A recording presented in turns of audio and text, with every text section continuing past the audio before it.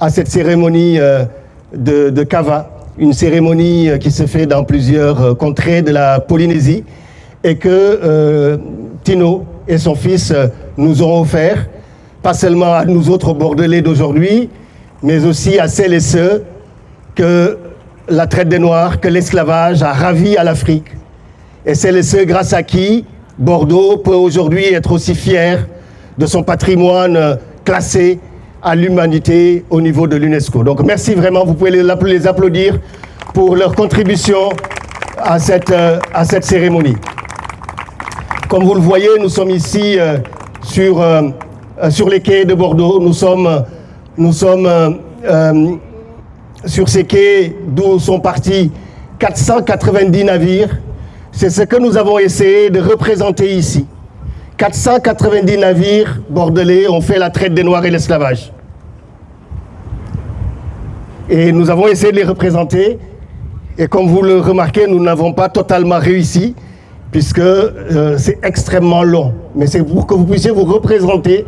La prochaine fois, je pense qu'on s'y prendra plus tôt, pour que vraiment vous puissiez voir ce que c'est que ce nombre-là. Quand on sait qu'un seul navire, lorsqu'il quitte les rives de la Garonne, pour revenir à Bordeaux, il lui faut 1 an. 1 an, quand la mer est calme. On peut imaginer ce que c'est que 490 navires. Puisque le voyage, il est très long. On quitte l'Europe, Bordeaux, on va en Afrique. On fait plusieurs côtes pour acheter des esclaves à des chefs africains. Ça dure des semaines, voire des mois. On traverse l'Atlantique, ça dure 5 semaines quand la mer est calme pour aller en Amérique. En Amérique, on fait plusieurs côtes pour vendre les esclaves, pour charger de sucre, de café, de cacao, de tabac, de coton, etc. Et puis on revient à Bordeaux. C'est très très long. Et malgré cette longueur-là, il y a 490 navires qui ont quitté rien que Bordeaux. Mais ce sont des milliers de navires qui ont fait ce qu'on appelle le commerce en droiture. C'est un commerce qui ne passe pas par l'Afrique, mais qui vit de l'Afrique et de la traite des Noirs. Puisque les navires ne passaient pas par l'Afrique, ils partaient directement en Amérique, vendre les marchandises bordelaises et revenir avec les marchandises coloniales. Mais ces marchandises coloniales n'auraient pas pu exister sans la traite et sans l'esclavage des Noirs. Et donc c'est pour ça que nous avons tenu à marquer cette date, cette journée. Je vais essayer d'échanger avec vous quelques idées, si vous le permettez, avant de laisser la parole à Alexandra Siari, première adjointe au maire de Bordeaux, qui nous fait l'honneur de sa présence. Mesdames et messieurs, chers amis, chers compagnons de mémoire et de combat, dans la nuit du 22 au 23 août 1791, à Saint-Domingue, des hommes et des femmes réduits en esclavage se soulevèrent contre l'ordre colonial et esclavagiste. Ce que nous commémorons aujourd'hui n'est donc pas seulement la mémoire des victimes, nous célébrons la mémoire des résistants, des femmes et des hommes auxquels on avait voulu enlever la liberté, la famille, la langue, la culture, parfois jusqu'au nom, mais qui n'ont jamais abandonné leur humanité. Et je me dis Bordeaux et Nantes et Liverpool, pas un bout de ce monde qui ne porte mon empreinte digitale et mon calcanéum sur le dos des gratte-ciel et ma crasse dans le sentiment des âmes. Qui peut se vanter? Oui, qui peut se vanter d'avoir mieux que moi Virginie, Tennessee, Alabama, San Francisco, putréfaction monstrueuse de révoltes inopérantes, marées de sang putride, terre, oui, terre rouge, terre sanguine, terre consanguine. Ce qui est à moi aussi, c'est une petite cellule dans le Jura. Une petite cellule, la neige, la double de barreaux blancs. La neige est un geôlier blanc qui monte la garde devant une prison. Ce qui est à moi, c'est un homme seul qui défie les cris blancs de la mort blanche. Toussaint, Toussaint, l'ouverture. C'est un extrait de Cahier d'un retour au pays natal d'Aimé Césaire et un extrait qui rend hommage aux résistants et notamment à Toussaint, l'ouverture. Le 23 août ne doit pas être une journée singulière, une journée où nous ne regardons pas seulement vers le passé, une journée où le passé nous regarde et le passé nous interroge. À Bordeaux, cette histoire est sous nos pieds, regardez, 490 navires, 150 000 Africains déportés. Et les historiens disent que pour un esclave déporté, il y en avait au moins 2 qui mouraient dans les conditions de la capture et de la traversée. Nous sommes donc dans une ville dont la prospérité s'est aussi construite grâce au commerce colonial et à l'économie esclavagiste. Depuis près de 3 décennies, Mémoire et Partage travaille pour que cette histoire sorte des archives et entre dans la cité.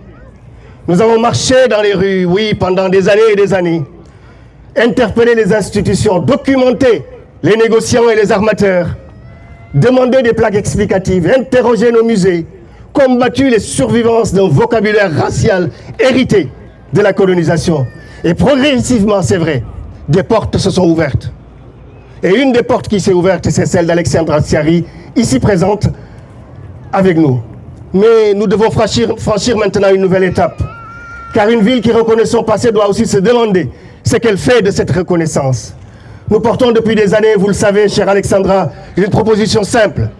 La création à Bordeaux d'une maison, esclavage et résistance. Pas un mausolée, pas un musée de plus, pas un tribunal permanent du passé, mais une maison, une structure d'hospitalité ouverte, un lieu de recherche, d'éducation, de culture, de dialogue entre Bordeaux, l'Afrique, les Caraïbes, les Amériques et l'océan Indien. Un lieu où les descendants de toutes les histoires pourraient apprendre ensemble comment l'esclavage a façonné le monde moderne, mais également comment des femmes et des hommes lui ont résisté. Car, ne vous y trompez pas, notre conviction est profonde. La mémoire ne doit pas diviser les héritiers. La mémoire ne doit pas diviser les héritiers. Elle doit éclairer les responsabilités. En France, nous devons maintenant passer de la reconnaissance à la réparation. La France a accompli un geste historique en reconnaissant par la loi du 21 mai 2001 la traite des Noirs et l'esclavage, crime contre l'humanité. Cette reconnaissance est essentielle, mais 25 ans après, une question demeure. Que faisons-nous de cette reconnaissance? Reconnaître un crime contre l'humanité ne peut pas simplement consister à inscrire une phrase dans le marbre de la République. La République appelle la connaissance appelle la transmission, et la transmission doit ouvrir le débat sur la réparation. Prononcer ce mot provoque, je le sais, des crispations. Pourtant, réparer ne signifie pas distribuer mécaniquement des chèques aux descendants des victimes. La réparation peut être éducative, culturelle, patrimoniale, territoriale, symbolique et économique. Elle signifie restituer des œuvres et des patrimoines lorsqu'ils ont été spoliés. Vous le savez, Bordeaux a engagé ce travail aussi de restitution des biens qui ont été pillés. Et ça, c'est une bonne chose. Soutenir la recherche, ouvrir les archives, donner de la place à cette histoire dans nos institutions et nos écoles. Regardez les territoires qui ont produit la richesse coloniale et ceux qui en portent encore aujourd'hui les séquelles. Réparer, ce n'est pas culpabiliser les générations présentes pour les crimes des générations passées. Et quelque chose est en train de changer dans le monde, nous le savons. Pendant longtemps, ceux qui parlaient de réparation étaient présentés comme excessifs, revanchards ou enfermés dans le passé. Aujourd'hui, cette question est entrée dans le cœur des relations internationales. L'Union africaine a placé la justice réparatrice au centre de son agenda politique. Elle a fait de 2025 l'année de la justice pour les Africains et les personnes d'ascendance africaine à travers les réparations. Et cette dynamique se prolonge désormais dans une décennie consacrée aux Africains. Ce changement est historique. L'Afrique et les Caraïbes et le diaspora ne demandent plus seulement que l'histoire soit reconnue. Elles demandent que cette reconnaissance produise des conséquences. Elle nous rappelle une chose essentielle. La réparation n'est pas une dette tournée vers le passé uniquement. Elle est un investissement dans l'égalité du futur. Car les héritages de l'esclavage et de la colonisation ne vivent pas seulement dans les musées. Ils traversent encore les rapports économiques internationaux, les représentations, les discriminations, les hiérarchies raciales, la circulation des patrimoines. Et parfois même notre manière de raconter l'histoire et la géographie du monde. Voilà pourquoi nous sommes ici. Voilà pourquoi vous êtes ici. Et c'est tellement un bonheur de voir des enfants assis, attentifs à ce qui se dit, puisque c'est leur société que nous essayons de préparer et de rendre meilleure. Nous ne sommes pas ici pour entretenir la culpabilité. Nous sommes ici pour construire la responsabilité. Nous ne sommes pas ici pour dresser les mémoires les unes contre les autres. Nous sommes ici pour faire entrer dans notre récit commun celles et ceux qui en ont été trop longtemps effacés. Et est-ce que ça va? Je suis peut-être un peu trop long. Les enfants, qu'est-ce que vous en pensez? C'est trop long? Non? Ça va? il me reste juste 2 mots à dire et je passerai la parole bien sûr à Alexandra Siari. De Saint-Domingue, qui est l'actuel Haïti, au marronnage des Caraïbes, des résistances africaines.